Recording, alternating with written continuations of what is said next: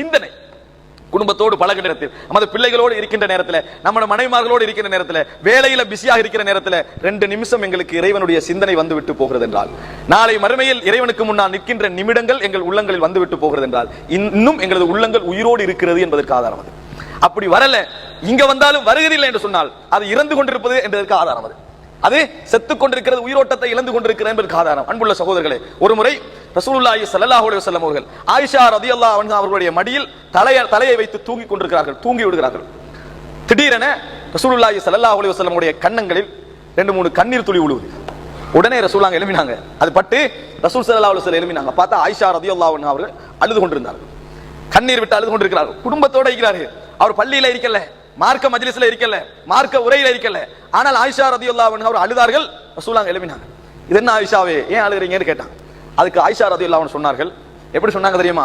அல்லாஹ்வின் தூதரே, வஹல் தذ்குரூன அஹ்லீக்கும் யௌமல் கியாமா, மறுமை நாளில் உங்களோட குடும்பங்களை நீங்க ஞாபகப்படுத்துவீங்களான்னு கேட்டாங்க.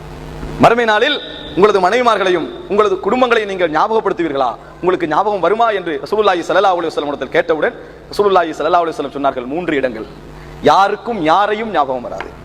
3 இடங்கள் அல்லாஹ்வுக்கு முன்னால் எழும்பி நின்று விசாரிக்கப்படுகின்ற நேரம், ஏடுகள் கையில் வழங்கப்படுகின்ற நேரம், நாம் பாலத்தை கடக்கின்ற நேரம்.